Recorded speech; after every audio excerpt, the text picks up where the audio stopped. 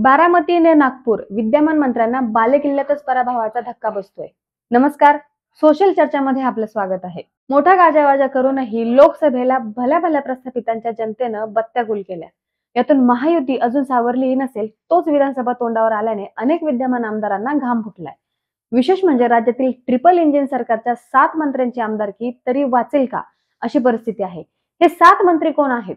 त्यांना मतदारसंघात पराभवाची धूळ चारणारे महाविकास आघाडीचे 7 शिलेदार कोण असू शकतील हे जाणून घेण्यासाठी हा व्हिडिओ शेवटपर्यंत नक्की पहा। त्यापूर्वी आमचे नवनवीन व्हिडिओ आपल्यापर्यंत पोहोचण्यासाठी चॅनलला सबस्क्राईब करा। सध्या मंत्रिपदावर असणाऱ्या मात्र येणाऱ्या विधानसभेला डेंजर झोन मध्ये असणाऱ्या या 7 मंत्र्यात पहिला नंबर लागतो तो उपमुख्यमंत्री अजित पवार यांचा। राष्ट्रवादीच्या फुटीनंतर बारामती कोणाची याचा फैसला झाला तो लोकसभा निवडणुकीत। बारामती लोकसभेला अजितदादा यांच्या पत्नी सुनेत्रा पवार यांचा सुप्रियाताईंनी धुव्वा उडवत 1.5 लाखांहून अधिकच लीड घेत बारामती आमचीच हे ठासून सांगितलं। सर्वात वाईट म्हणजे अजितदादा ज्या बारामती विधानसभा मतदारसंघाचं प्रतिनिधित्व करतात त्याच मतदारसंघातून सुप्रिया सुळे यांना तब्बल 47,000हून अधिकच लीड मिळालं। यावरून मुख्यमंत्री पदासाठी पक्षात फूट पाडून शिंदे फडणवीसांच्या मांडीला मांडी लावून बसलेल्या अजितदादांची येणाऱ्या विधानसभेला आमदारकीच धोक्यात आलीये। पवार कुटुंबात 2 भाग झाल्याने आता युगेंद्र पवार त्यांना बारामतीतून निर्णायक लढत देताना दिसतील। युगेंद्र पवारांसाठी शरद पवारांकडून मतदारसंघात फिल्डिंगही लावली जाते। त्यामुळे गेल्या लोकसभेला मुलाचा या लोकसभेला पत्नीचा पराभव झाल्यानंतर आता येणाऱ्या आमदारकीला बारामतीतूनच पराभवाची टांगती तलवार अजितदादांच्या डोक्यावर असल्याचं पाहायला मिळालं। यातले दुसरे मंत्री साहेब आहेत ते देवेंद्र फडणवीस। होय, जे राज्याच्या राजकारणाला आणि भाजप पक्षाला दिशा दाखवण्याचं काम करतात त्याच उपमुख्यमंत्री देवेंद्र फडणवीस यांचं नागपूर दक्षिण पश्चिमचा मतदारसंघ डेंजर झोन मध्ये आलाय। सलग 5 वेळा फडणवीस या मतदारसंघातून मोठ्या दिमाखात निवडून येत असले तरी सध्याची परिस्थिती वेगळी आहे। लोकसभा निवडणुकीत विदर्भात भाजपने चांगलाच मार खाल्लाय। हक्काच्या बालेकिल्ल्यातच नितीन गडकरी यांना खासदारकीला अवघं 33,000चं निसटतं लीड मिळालं। त्यामुळे भाजपला डॅमेज करायचं असेल तर फडणवीसांना मतदारसंघातच रोखण्याचा डाव विदर्भातील काँग्रेस नेत्यांकडून केला जाऊ शकतो। काँग्रेस प्रदेशाध्यक्ष नाना पाटोले, विधानसभेचे विरोधी पक्षनेते विजय वडेट्टीवार, नागपूर मतदारसंघातील काँग्रेसचे दिग्गज नेते सुनील केदार तसेच विकास ठाकरे यांनी तगडा उमेदवार मैदानात उतरवला तर फडणवीसांना मतदारसंघात गुलाल उधळण्यासाठी यंदा बरीच धडपड करावी लागेल असं चित्र आहे। मंत्र्यांच्या यादीतील तिसरं नाव येतं ते शंभूराज देसाई यांचं। मुख्यमंत्री शिंदे यांचे राईट हँड म्हणून ज्यांना ओळखलं जातं ते मंत्री शंभूराज देसाई यांचा पाटण मतदारसंघही यंदा काठावर आलाय। या मतदारसंघात देसाई गट विरुद्ध पाटणकर गट हे पारंपरिक प्रतिस्पर्धी मानले जातात। सरकारमध्ये राज्य उत्पादन शुल्क मंत्री तसेच साताऱ्याचे पालकमंत्री देखील असणाऱ्या देसाईंनी मतदारसंघात मोठा निधी आणलाय। परंतु त्याच वेळी पाटणकर यांनी नगरपालिका जिंकत शंभूराज देसाईंना धक्का दिलाय। तसेच जिल्हा बँकेतही शंभूराज देसाईचा पराभव केला। महाविद्यालय तसेच येऊ घातलेल्या शुगरकेन प्रकल्पातून त्यांनी अर्थकारणावर लक्ष केंद्रित केले। त्यामुळे यंदा शंभूराज देसाई पुढे पाटणकरांचे तगडे आव्हान असणार आहे।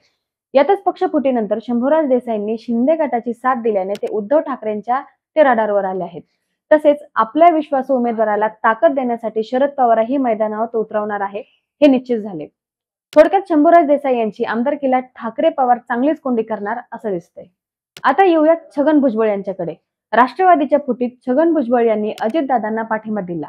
नुसता पाठिंबाच नाही तर त्यांनी जाहीर सभेतून शरद पवारांच्या विरोधात आक्रमक भाषण केले। यामुळे ते आता शरद पवारांच्याही रडारवर आले आहेत।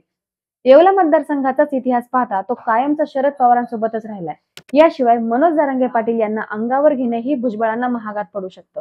मराठा आरक्षण विरोधी भूमिकेमुळे भुजबळांना मराठा समाजाच्या रोषाला सामोरे जावे लागू शकते।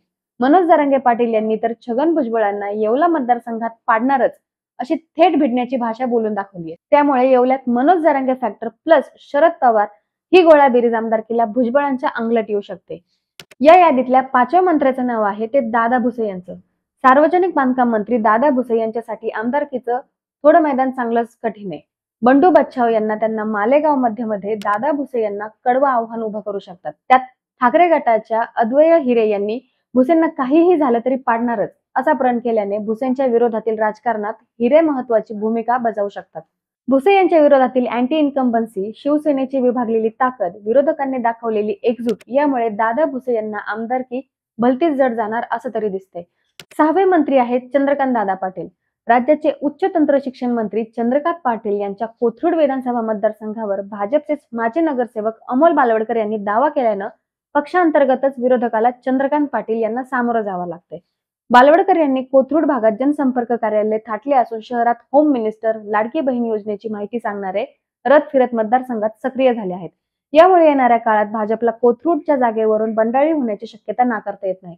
असं झाल्यास महाविकास आघाडीच्या उमेदवाराच्या पथ्यावर ही मंडळी पडली तर चंद्रकांत दादा यांची आमदारकीची वाट सध्या तरी बिकट दिसते. या यादीतले 7वे आणि शेवटचे मंत्री महोदय आहेत ते विजयकुमार गावित. आदिवासी विकास मंत्री विजयकुमार गावित यांच्यासाठी यंदा आमदारकीचे मैदान वाटतं तितकं सोपं नाहीये. नंदुरबार जिल्ह्यावर अनेक वर्षापासून गावित परिवाराचं वर्चस्व आहे, परंतु या वर्चस्वाला खऱ्या अर्थाने लोकसभा निवडणुकीपासून हादरे बसण्यास सुरुवात झाली आहे. माजी खासदार हिना गावित लोकसभा निवडणुकीत पराभूत झाल्यानंतर आता आदिवासी विकास मंत्री विजयकुमार गावित यांची दुसरी मुलगी सुप्रिया गावित यांचं जिल्हा परिषद अध्यक्षपदेखाली धोक्यात आले. जिल्ह्यातील संपूर्ण सत्ता केंद्रे गावित परिवाराकडे एकवटल्याने त्यांच्या विरोधात स्वपक्षातील अनेक जण नाराज आहेत. त्यामुळे लोकसभा निवडणुकीत या नाराज मंडळींनी उघडपणे काँग्रेस उमेदवाराची साथ दिली होती. हीच परिस्थिती विधानसभा निवडणुकीत कायम राहिल्यास विजयकुमार गावित यांची आमदारकी सर्वात जास्त डेंजर झोन मध्ये आहे असं म्हणल्यास वावगं ठरणार नाही. तर मंडळी, तुम्हाला काय वाटतं, महायुतीचे किती आमदार निवडून येतील हे आम्हाला कमेंट करून नक्की सांगा. आणि जर तुम्ही हा व्हिडिओ फेसबुक आणि इंस्टाग्रामवर पाहत असाल तर आम्हाला नक्की फॉलो करा, म्हणजे आमच्या येणारे नवनवीन व्हिडिओ तुमच्यापर्यंत पोहोचतील.